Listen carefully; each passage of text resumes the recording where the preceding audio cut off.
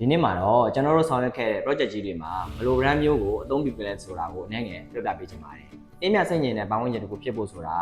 လေး base နဲ့ကောင်းကောင်းရှိဖို့ကလည်းအဓိကပဲမဟုတ်လား။ကျွန်တော်တို့ရဲ့ project များစွာတွေကမှာအနည်းငယ်ကိုကောင်းတော့ပေါ်ပြပေးချင်ပါတယ်။ပထမဆုံး project ကြီးတွေမှာအသုံးများတဲ့ carrier ရဲ့ခြေလာစနစ်ကိုတော့အခုလိုအထင်ကြီးနေရာကြီးတွေမှာအသုံးပေးခဲ့ပါတယ်။ရန်ကုန်ရဲ့အထင်ကြီးဖြစ်တဲ့ရန်ကုန်အပြည်ပြည်ဆိုင်ရာလေဆိပ်လူစီကားဆုံးလှည့်လန်းစင်တာတော်ဝင်စင်တာနဲ့စိန်ချုံစီတီမော်ဂျန်စီစီတီစတဲ့ဈေးဝယ်စင်တာကြီးတွေမှာ carrier ရဲ့စွမ်းဆောင်ရည်ကိုတွေ့နိုင်ပါတယ်။အင်မာတာနည်းပညာနဲ့ Toshiba ရဲ့ VRF စနစ်ကိုတော့မကြာသေးခင်ကမှပြည်ဦးလင်မှာအသစ်ဖွင့်ခဲ့တဲ့သူ့မင်္ဂလာ shopping mall Thailand Star City မှာရှိတဲ့ Yuma Bank Head Office တွေမှာအကောင်းဆုံးတက်ဆင်ပေးခဲ့ပါတယ်